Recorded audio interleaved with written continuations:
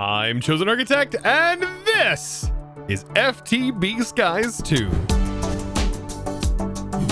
Now, last episode, we explored these sky islands with our cute little happy gas. And after all of that, we ended up collecting emeralds from villager trading. So what exactly does that mean for us today? Well, it means that we should now have access to diamonds? Yeah, I mean, it's exactly what that means. We definitely should have diamonds at this point. Now, we have to strike lightning onto diamonds in order to get them to convert. But I was thinking, like, does the water pump still do it when it's overstressed? It does still strike lightning, but it is very dependent, I think, on where you are at as a player. So this could end up being kind of a problem. Notice, by the way, it did strike lightning on me, but we might want to fill our entire inventory here and like toss it down. Maybe we can keep tossing. I mean, it does seem very random. Oh, it does work. Oh my goodness. So yeah, overstressing the good old pump does seem like a way that we can get lightning to strike. It doesn't actually go to the lightning rods, but I mean, there we go. That's one easy way and trick to actually get these diamonds. Very, very nice. And we do need quite a few of them. So yeah, I mean, notice by the way that it did catch on fire. The area sort of caught on fire. I wonder if we place down slabs, if that could prevent the fire itself. Now, the other method is using polymorphic fluid, but we have to go into the nether for that. It's a mess. Like, if we go into the nether for that, I mean, we are definitely looking for trouble, I believe. This I think is a much better method if we can just get struck by lightning and convert all of our emeralds. Oh, there went lightning, but it didn't actually hit them to convert them. Oh, it did. We have 31 diamonds now. Okay, we are totally set. But looking into the quest, other ways that we can get it. For example, we can drip with a dripper polymorphic fluid onto a block of emeralds. That's one way to get it. Does require you to have gotten blaze and also netherwort to be able to make the polymorphic fluid. And yeah, you need a little bit of gold. But yeah, that means that you would have to risk everything, potentially getting in a death loop going into the nether. It's very scary in skyblock worlds if you haven't tried that before. But yes, this is one way, or you can get channeling, which seems much, much harder to do. I don't even know how you would even obtain like a rock. Like, how would you get a trident? I don't even know. But if you remember from last episode, unless that was a trick, I did see in like the purple floating island, there was a diamond block up at the top. And so it also does mention that there may be ways that you can find them already existing somewhere in the world. This pump is so cheap and you just got to get it wound all the way up to 5 minutes and then just keep right clicking. I mean, that is definitely a way to do this. But now that we have the diamonds, we can melt them down and we should be able to make a diamond GeOre. Oh, and by the way, just in case you were wondering how to make this pump, I mean, it's just these items. And if you played Ocean Block, yeah, you understand what it's used for. It was basically used to keep sleuths filled with water. And I think it still will pump water, I think, into things. I don't know though. Now let's make this budding diamond GeOre, just like we've done with everything else. Void crystal, and then we have ourselves some diamond, molten diamond around it. Oh, we're going to have more diamond than we'll know what to do with. Let's get 9 of you in here to be smelted up. Doesn't look like it requires anything special. And yeah. So now to take the void crystal and let's make ourselves, oh my goodness, a diamond GeOre. This is just absolutely wild. Now, I do want to place it inside of here so we can actually farm it fairly quick. And I think I'm going to replace like, I was going to say my quartz, but probably the redstone. So it's just red ore, right? And I have tons at the moment. So we'll go ahead and get that placed in just for now, because this farm is going to be changing very, very soon. Just look at this. Absolutely beautiful. Already like 12 more diamonds, right? This just gets blasted like everything else. Pops right on in here. And that should auto convert so long as it doesn't have like a smelting recipe, right? We can't like smelt diamonds. Yeah, and there we go. We now have access to more diamonds. This is beautiful. Okay, so we have diamonds. That's fantastic and all, and we can start to do stuff with diamonds, but what if I could get all of these GeOres essentially automated in a certain way? Like, we could have them essentially produce one of those crystals every few seconds. I mean, that would be fantastic, right? Well, it's 100% doable with the extractor from XyCraft. This is going to be so nice. Now, it takes a long time, right? When I was looking at the recipes, it says it produces one of these shards every 60 seconds. That's a long time. Like, if it takes that long, you're going to need a ton of them in order to do it. So that is exactly what we'll probably end up doing. We're probably going to end up with multiple of them to get that time down to a reasonable amount. Because one of these crystals every minute really just seems like a long time. I mean, if we ended up with 9 crystals each and we had 9 extractors per resource that we wanted, it does take up quite a bit of space.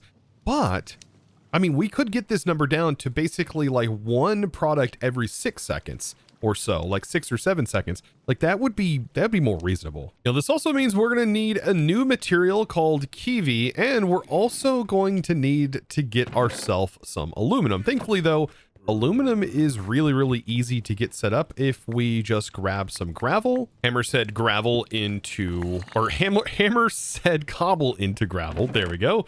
And then just simply have this with a gold mesh as of right now turned. I do have to get this set back up though. And just like that, it is processing all of those materials and dropping it down into here. And aluminum chunks is one of the chunks that you actually get from this process. Now, while I'm waiting for all of this gravel to get sifted up, I am going to go ahead and start to break this section down. We are going to need a lot more space. And yep, this is quite a bit to tear down. Ooh, look at all the terracotta though. I mean, you know what? Look at all this extra land that we've got. Very nice. Now, beautiful. This is all cleared. We've got it laid back down. I think it's looking pretty good, but this is where I need to start figuring out how am I going to lay these out. Now, I was thinking about doing 9 of them per, but that'll get kind of ridiculous, I think. So maybe I can do 2, and that will generate one of these ores, basically, that we get quite a bit of from doing this.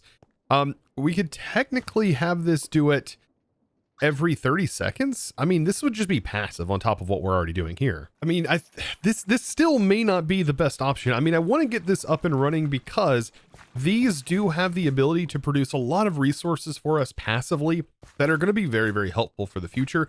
So even if it may not be the best solution to having these GeOres on them, I still want to use them for other things. Because the more I think about this, the more I'm like, would having like a clicker right click on these like be the best option? Like, and then just have something collect those drops? I mean, it's very easy to make things that can click. We would just need more of the resonant generators and more of this AE stuff. Well, let's go ahead though and make ourselves a aluminum GeOre. Like, this is another one we're going to need if we're going to want to do anything with XyCraft. And voila, perfect. And I'm going to replace the iron one here. It may be a bad idea, but I want to get this up and running soon, and we only need a little bit of this to be produced. So yes, let's make sure we can get as much of this aluminum going as possible, so the way I can at least get a few of the base extractors up, so that allows us to make more extractors. Now, while I'm waiting on all of this to produce, I should definitely check out my quests. I might have some good rewards in here, definitely some monies, all kinds of goodies, it looks like. Let's see, we also have relics. Oh, we got a void backpack upgrade. That's pretty nice. Underneath our storage so far, looks like we got ourselves a free chest. Seems kind of odd. Only a chest? What? And then we got a gold coin. We're getting lots of money, which is good because there's a lot of things we can spend stuff on. And then we also got this. Now, I do know that I can click the collect all rewards button, but I don't know, just something about me I really like seeing all of the things that I can get. Like, we just got ourselves a painting. I mean, what does this one look like? I'm kind of curious because we did end up putting one on here. Let's see. Oh, it's the starter image. Let's see. And we do have a few from the Wild Hunt. Just more coins. Okay, I really got to look at this shopping area to see if there's anything like really nice. Okay, we got a warp scroll. That's not too bad either. Anything else in here? Oh yeah, I did end up finding a drowned belt as well. An elixir of invisibility. Ooh, that could be actually useful. Wait, that could help us get onto the island or onto the fortress in the Nether. Oh goodness, we got so much create stuff. You know what? This would be a good one to click the bag on. Oh my, there is a lot of create stuff that I just got. Oh man. Yeah, and more actually additions things. We might even unlock more quests since we got all these rewards. It even gave us some bananas. Like, I gotta eat at least one of them, right? Come on. Ah, that's nice. Now, on top of the aluminum production, which we are definitely getting done, I am going to need Kiwi blocks. So Kiwi is going to be part of XyCraft, like a significant part of XyCraft for just about everything. We need this block.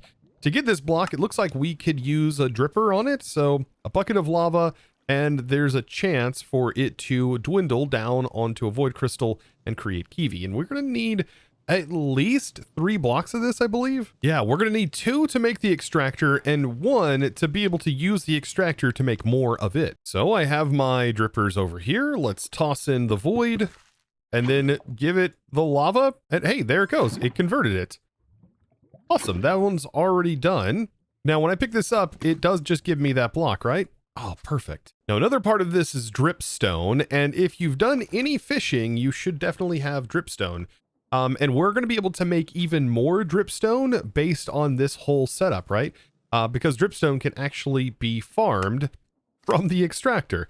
So yes, you should have yourself some stone and water essence if you did even a tiny amount of fishing, as you do get quite a bit of those things from the fishing. So that makes this quite easy for us to just throw together and bam, perfect. And to make the block, we just craft it together. And voila, all of the things needed to make our first extractor. Oh, I am pretty excited about this. Okay, so with that extractor, I think the first thing we should make with it, well, I mean, it's going to have to be more Kiwi. And this should be made very similar to a cobblestone generator. So we're going to have water and lava on one side, Kiwi directly in the center, this placed on the center, and that's basically everything. Yeah, and it's ready to go. We just got to put an inventory on top. For example, like a barrel. Like a barrel is going to be fine. A chest, any sort of inventory will get the job done. And I butchered that, didn't I? I just need to put it right there.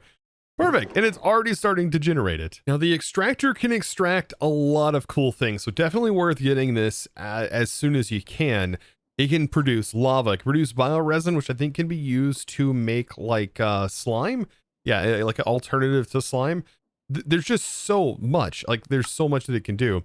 See, 35 pages of different recipes. Of course, it does all of the GeOres every 60 seconds, which to me seems kind of rough, but it can produce tough every 1.5 seconds. And tough can actually be crushed down with create. And it can provide you with all of these base resources here in nugget form. There's just so much automation potential. Look at the snowballs being done. Also basalt. I mean, this is an easy way to make smooth basalt. Can you crush down the smooth basalt? Wait, can we generate regular basalt? Oh, this is great. This right here makes the basalt automation so much easier for us. We don't have to do it the plain Jane way. Oh, this works so much better. Look at that sky stone. We can produce sky stone this way. There's also Certus production we can make, making mycelium. All these things really benefit like in a sky block. Like we can produce limestone, infinite stuff like that. Look at that, grains of infinity. What? Underneath a reinforced obsidian block, we just produce them every 10 seconds. Oh, that's fantastic as well. Okay, so there are a lot of things that we can do here. Certus being really, really good too. Like we just passively produce Certus quartz. Also calcite, which can be broken down with create to produce bone meal. Like there's just so many options. Now there are just so many options. Like for example, right here, we could even place, I think the extractor like this. Oh wait, no, this has to be upside down because some of the extractor recipes do require a very specific orientation. So I could go ahead and place this barrel here. We need the extractor to be upside down like this, and then we need water on top of this. And you know what? I wonder, does a waterlogged block actually count? Oh, it does. Oh, the waterlogged blocks are so nice. Like for example, for this alone. Now this one is a 60-second recipe. And it takes, I mean, 60 seconds does feel like a really long time. But I mean, these two things are the only two things that we really need in constant supply to be able to make more extractors. So you know what? I was thinking if there was any ore that I could get set up that I would probably need an abundant supply of, it's actually going to be coal ore, specifically for all of our power requirements. And if I can get a sustainable amount of that, like up and running like right now, I think we will be set for all of our future plans, especially for upgrading storages and having power for that. So let this be the first thing that we actually automate like a ton of. So we can do 9 of these individual extractors here, and that should produce like 1 coal every like 6 or 7 seconds. Like that is what I need. Okay, so there's all of the extractors, and these need to be setting on top of the GeOre. And we need water underneath the GeOre. Okay, now I think I'm starting to cook some things up. Okay, let's get the void crystals in. I really hope that this is the order. We use black dye to get the coal to have that converted. And then extractors on top. Is it going to work, or does it have to be flipped upside down? Oh, I think it has to be flipped upside down. Oh, that's unfortunate. Wait. There might be a way I can actually pick these GeOres up. Yes, I can make myself a pocket generator, and I think the cut paste gadget should be able to get this moved. Now, this pocket generator has an inventory, just like this generator over here, except whenever this is enabled, I believe by shift right-clicking or just right-clicking, right? It says, oh, there's a key for it, apparently, that we have to click. But as of right now, it looks like it's enabled. So it should actually just charge anything that is chargeable that's in our inventory. For example, the cut paste gadget. Oh, this is going to be fantastic. This does hold quite a lot of power, by the way. But, I mean, it's going to be more than enough. And let's see. Looks like there is a menu and a keybind already assigned to G. I'd like to remove everything except for building gadgets from the G key. And it looked like there was an Auratech keybind assigned to G. So this is the menu that's supposed to pull up. So we have cut. We just need to right click here and shift right click here. And then we can hit cut, and that will pick that up for us. Ooh, that is very nice. And you can see it has that information stored, and we should be able to place it down in a new location. That new location is probably going to have to be in this orientation where the GeOre is on top and it's depositing down below. Now, if I'm going to be building this backwards, I'm going to use myself a drawer, and we'll just set up some hoppers to send all of these items into that drawer, since we're going to have multiple extractors going on. And so let's go ahead and lay these out. Now, you can set a anchor point on here and then go into this menu and bring it up, which is exactly where we need to place this, and then paste it back in. Nice. So yes, we can move the GeOre, which is very, very helpful. Then this just needs to be placed on the underside, and then we've got to get water on the top. And I guess we can do the same thing here and just waterlock some blocks. And voila, right? Right? Why are you still not working? Okay, so after a little bit of testing, I think I have figured this out. And that means that it cannot go underneath or on top. And so this does present a little bit of an interesting orientation that's needed. So now essentially what needs to happen is I need to get this down. So let's lower this down. Get these placed in, and then I need to completely remove these corner sections and just get them removed for right now. There we go. I wish we could just pick the blocks up instead of needing like silk touch or it breaking. But anyways, here we go. We can cut that. And then we also need to do it to the middle section as well. Okay, so now that the middle is out, the water can go in the middle. And then our extractor, for some reason, now wants to work. Like, it doesn't show it on the diagram, but I guess the water has to be on the side of the block in some form or fashion. I mean, this does lead to a different kind of configuration here and me adding another extractor to the mix. But, I mean, I just got to get water basically placed in here. This does change the format just a little bit here. And I think these have their own inventory, so they don't actually need, I think, like a block. It looks like they do store the items, so we could probably use a pipe to maybe move the items. How much is it to actually buy some pipes? Because that could be kind of nice. I mean, a modular router could also work. Let's see. We could buy a pipe kit, pipe bundle. Does it come with all of those pipes, like 8 item pipes? For 4 silver coins. I mean, let's buy the pipes and let's see. Oh, we get to pick. Okay, so we get item pipes. Yeah, I'm gonna buy an item pipe bundle. Maybe 2 of them, actually. I mean, the reason being, this costs steel ingots, and we don't have steel up and running yet. After crafting the pipe wrench, I should be able to right-click this, shift right-click this to put it in extraction mode. Oh, wow. It actually fits really, really nicely here. And all of these need to be put in extraction mode. And then we're running this right into here. Am I going to have enough pipes? I think I am. And there we go. 42 of these already generated in such a short time. Okay, this is going to provide me some power. Now with this automated, I mean, let's go ahead and temporarily automate this section and see if we can do it with like modular routers or something, just by like having it right clicked and then auto collected. To get that right click functionality, we are going to need to craft these activator modules. And I think I'm just going to do 4 of them for right now. So we'll take this and make some of the activator modules. Now inside of the activator modules, we do have to configure like the direction that we want them clicking, for example, the front, and whether we want it to be sneak clicking or just right clicking. And by default, I mean, everything is set up to just simply right click. And it should just continue right clicking. Like, I don't even think we have to worry about anything, right?